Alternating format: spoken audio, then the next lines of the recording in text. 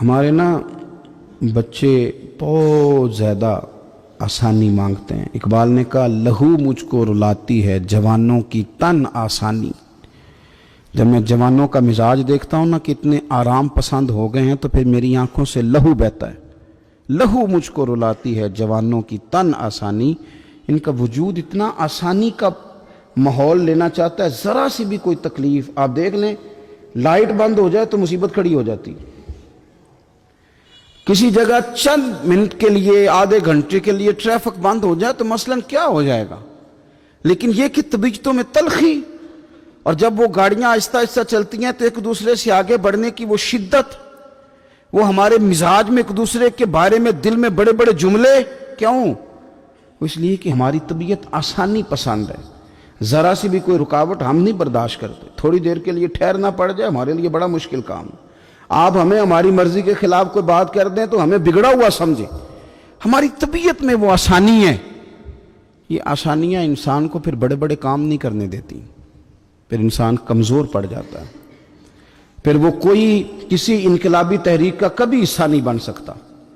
اگر وہ بڑی صلاحیت بھی رکھتا ہو تو وہ زندگی میں کوئی کارنامہ سر انجام نہیں دے پاتا، کیونکہ طبیعت میں آسانی آ گئی، اس کا مزاج ہی نہیں۔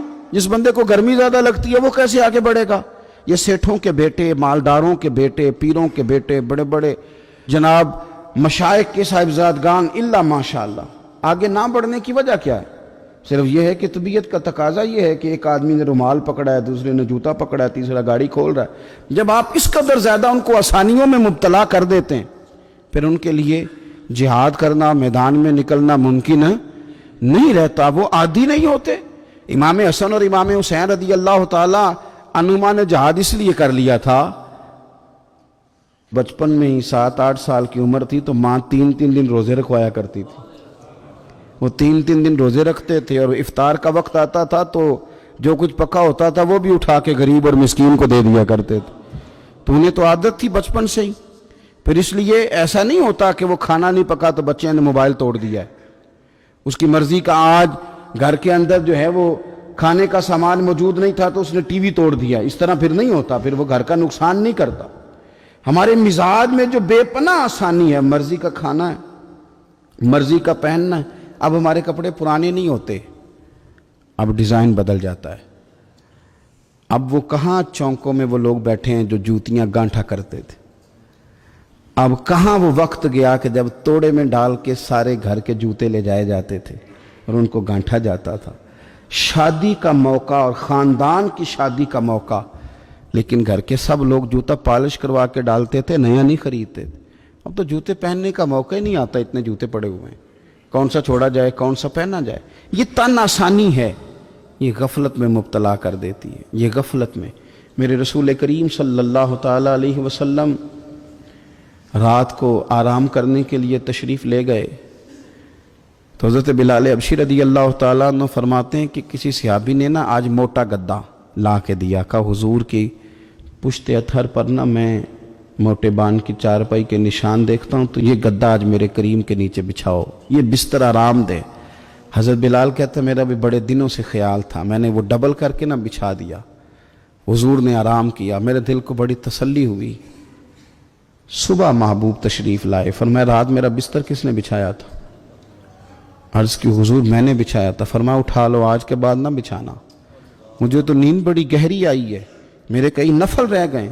فرمایا میں تمہاری دنیا کے اندر آرام کرنے نہیں آیا، میں تو مسافر ہوں، اپنا وقت بتانے کے لیے آیا ہوں، تم نے یہ میرے لیے نیچے اتنا آرام دہ بستر کیوں بچھا دیا؟ حضور سید عالم صلی اللہ علیہ وسلم کے کمر پر موٹے بان کی چارپائی کے نشان دے کر حضرت عمر جیسا بندہ رو پڑا جو مزاجن سخت مزاج ہے، اور عرض کی حضور یہ آپ کی کیا کیفیت ہے؟ کیسر و کسرا اللہ کے دشمن اتنی آسانیوں میں اور آپ اس حال میں؟ تو حضور نے فرمایا عمر تم یہ پسند نہیں کرتے کہ دنیا میں تھوڑی سی مشکل برداشت کریں اور آخرت کی ساری عزتیں اللہ ہمیں ہی عطا فرمائے؟ فرمایا میں کچھ تمہاری دنیا سے کچھ حاصل کرنے نہیں آیا۔ میرے عزیز یہ نہ تن آسانی سے تھوڑا بچیں۔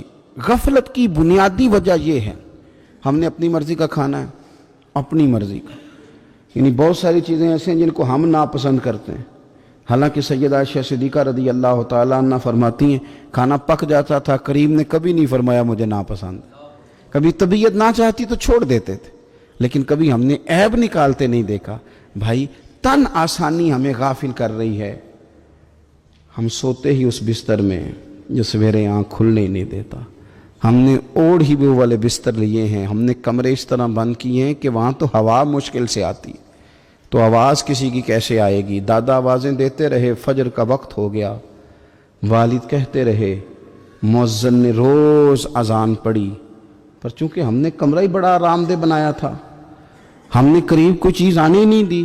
یہ تھوڑے دن پہلے ہمارے شہر کا واقعہ، ایک صاحب نے ضلع گجرانوالہ کے ایک گاؤں میں ایک صاحب نے کیا کیا ہے، انہوں نے کہا کہ جناب میں تمہیں روز منع کرتا ہوں کہ اذان پڑھا کرو، بعد میں نعت نہ پڑھا کرو، سونا ہوتا ہے، اذان ہو گئی ختم ہو گئی، تم ایک نعت بھی سناتے ہو۔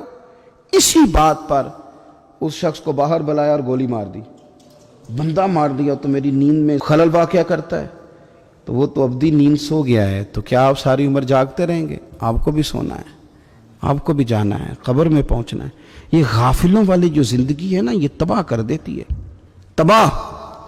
اور بہت سارے لوگ ایسے ہیں پھر ان پر پکی مہریں لگ جاتی ہیں، پھر وہ جاگنا بھی چاہے تو آنکھ نہیں کھلتی، پھر اٹھنا بھی چاہیں تو بیداری نہیں ہوتی، اس لیے کہ سوتے کو جگانا آسان ہوتا ہے، جاگتے کو جگانا بڑا مشکل کام۔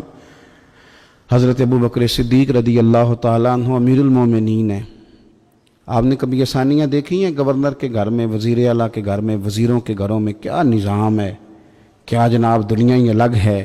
کبھی سیٹھوں نوابوں کے ہاں آپ دیکھیں کس طرح کا جناب ان کا رہن سہن ہے، بالکل دنیا ہی اور ہے۔ حضرت ابوبکر صدیق امیر المومنین ہیں، پیاس لگی تو پانی مانگا، لوگوں نے شہد ملا کے پانی پیش کیا، پانی منہ کے قریب گیا تو جناب صدیق اکبر کے بغیر کسی اختیار کے چھم چھم آنسو بہے، اتنا روئے کہ لوگ کہتے ہمیں پتہ کوئی نہیں تھا بات کیا ہے، پر ابو بکر کا رونا دیکھ کے ہمارا بھی رونا نکل گیا، پتہ نہیں تھا ہوا کیا ہے، کس وجہ سے رو رہے ہیں یہ نہیں پتا تھا، ان کو روتے دیکھا تو ہم بھی رو پڑے۔ دیر تک وہ آہیں لیتے رہے، سسکیاں بھرتے رہے، آنسو بہاتے رہے، تڑپتے رہے، لوٹ پوٹ ہوتے رہے، عجیب کیفیت ہم نے دیکھی۔ بڑی دیر کے بعد وہ سنبھلے، عرض کی امیر المومنین ہمیں بھی بتلائیے، اتنے آنسو۔ جناب صدیق اکبر رضی اللہ تعالیٰ عنہ فرمانے لگے میں ایک دن حضور کی بارگاہ میں حاضر تھا، تو نبی کریم علیہ السلام کسی چیز کو فرما رہے تھے، ہٹ جا مجھ سے دور ہو جا، مجھ سے دور ہو جا، مجھ سے دور ہو جا، تو فرماتے ہیں میں نے بعد میں عرض کی حضور آپ کس چیز کو ہٹا رہے تھے؟ تو حضور فرمانے لگے میرے پاس دنیا آئی تھی، تو میں نے اسے کہا تو مجھ سے دور ہو جا، میرے قریب نہ، دور ہو جا۔ تو حضور فرماتے ہیں وہ مجھ سے چلی گئی، پر جاتی دفعہ کہہ گئی ہے کہ حضور آپ نے تو مجھے اپنے سے دور کر دیا، پر آپ کے بعد والے مجھ سے بچ نہیں سکیں گے، وہ مجھے قبول کر لیں گے، وہ مجھے بڑی بڑی سیف الماریوں میں جگہ دیں گے، وہ تجوریوں میں بھر لیں گے، وہ مجھے رکھ لیں گے، پسند کر لیں گے۔ حضور نے فرمایا تو ہٹ جا۔ حضرت صدیق اکبر فرمانے لگے میں پانی مانگتا ہوں، مجھے شہد دیتے ہو، مجھے دنیا دار نہ کر دینا، مجھے اس آسانی میں مبتلا نہ کر دینا، مجھے ڈر لگتا ہے ان لوگوں میں نہ ہو جاؤں جن پر دنیا پھیلا دی گئی، پھر وہ اللہ کے ذکر سے غافل ہو گئے۔ بھائی کتنے دکھ کی بات ہے کہ کچھ لوگوں نے پچھلے رمضان شریف کو قرآن مجید کھولا تھا، یعنی ایک مہینے میں بھی ایک قرآن شریف ہم ختم نہیں کر پاتے۔ کیا ہم روز فون نہیں سنتے؟ کیا ہمارے پاس جو SMS آتے ہیں ان کے جواب نہیں دیتے؟ کیا ہم اپنی مرضی سے اپنی طبیعت کے مطابق نیند پوری نہیں کرتے؟ کیا ہفتے میں 1-2 دفعہ ہم باہر سے جا کے کھانا کھانے کا پلان نہیں کرتے؟ سارے کام ہم کر رہے ہیں، ٹائم نکل رہا ہے، دوستوں کے ساتھ ملاقاتیں ہو رہی ہیں، خوش گپیاں جاری ہیں، تو کیا وجہ ہے؟ قرآن پاک ہمارا مہینے میں 1 دفعہ ختم کیوں نہیں ہوتا؟ درود پاک کی مجالس ہم قائم کیوں نہیں کرتے؟ ہم کیوں نہیں اپنے آپ کو تھوڑا سا وقت دیتے؟ کیوں نہیں ہم اپنی روحانی زندگی کو آباد کرنے کے لیے تھوڑا سا آگے بڑھتے؟ کیوں نہیں وظائف پابندی سے پڑھتے؟ کیوں فجر سے تھوڑا پہلے ہماری آنکھ نہیں کھلتی؟ غافلوں والی زندگی نہ گزارے، ورنہ یاد رکھیں ہماری آنکھ اس وقت کھلتی ہے جب آنکھ بند ہونے کا وقت آ جاتا ہے۔ اس وقت آنکھ کھولیں گے تو اس کا فائدہ کوئی نہیں ہوگا۔ اب وقت ہے، اب وقت ہے، اپنے آپ کو ذہنی طور پر تیار کریں، اپنے دل سے روز کلام کریں۔ جس طرح اپنے پیسوں کا روز حساب کرتے ہیں تو اپنے دینی معاملات کا بھی حساب کریں کہ کہاں کتنی چیزیں ایسی ہیں جو میں نے بلا وجہ چھوڑ دیں۔ غافلوں والا وقت نہ گزاریں۔ ایک لمحہ جو زندگی میں غفلت میں گزرتا ہے نا، غفلت میں، وہ بڑا خوفناک ہو جاتا ہے۔ اور یہ بھی یاد رکھنا، لمحے غافل ہوتے ہیں پر صدیوں کو سزا بھگتنی پڑتی ہے۔ لمحوں نے خطا کی تھی، صدیوں نے سزا پائی۔ کئی دفعہ ایک لمحے کے لیے بندہ غافل ہوتا ہے، اور حضرت شیخ باہو نے تو کہا تھا کہ جو دم غافل سو دم کافر۔ سانو تے مرشد ہو پڑھایا، ہمیں تو ہمارے بڑوں نے یہ بتایا کہ غافل نہ ہونا، جو غافل ہوتے ہیں وہ ایک دن کافر ہو جاتے ہیں۔ اپنے آپ کو تھوڑا سا لگائیں، تھوڑی سی ہمت کریں۔ اسلام تو ہمیں تازہ ہی بڑا کرتا ہے، کہتا ہے تیری آنکھ کھلی گا نا تو ذرا وضو تو کر اٹھ کے، کیوں؟ تاکہ تیری غفلت ختم ہو۔ فجر کی نماز پڑھی تھی، ناشتہ کیا تھا، کام کار پہ گئے تھے، بس لگا تھا کام سے دل لگنے تو زور کی اذان ہو گئی، کہا تو واپس آ جا، غافل نہ ہو جانا، آ جا تھوڑی نماز پڑھ جا۔ تو پھر یہ آیا تھا، نماز اس نے پڑھی تھی، اب یہ واپس گیا تھا تو شام ہونے لگی تھی۔ شام ہوتے ذرا بندے کا وجود تھکنے لگتا ہے، تو طبیعت اس کی تھکنے لگی تو اسے کہا نہیں کہیں تجھے تیرا وجود ذہن غافل نہ کر دے، آ جا عصر بھی پڑھ جا کے۔ تو یہ واپس گیا تھا کہ وہ پھر غلبہ ہونے لگا تھا اس پر، تو اسے کہا کہ نہیں، دن جا رہا ہے، رات آ رہی ہے، اس کے بیچ بھی نماز پڑھ تاکہ دن رات تیری عبادت کے گواہ ہو جائیں، آ جا۔ پھر یہ سونے لگا تو اسے کہا ایسے ہی نہ سو جانا، تو عشاء پڑھ کے سو، کیا ملے گا؟ تو مدینے والے محبوب فرماتے ہیں عشاء جماعت کے ساتھ پڑھ، فجر اٹھ کے جماعت کے ساتھ پڑھنا، رب ساری رات عبادت کرنے کا ثواب عطا کر دے، ساری رات عبادت کا ثواب دے دے۔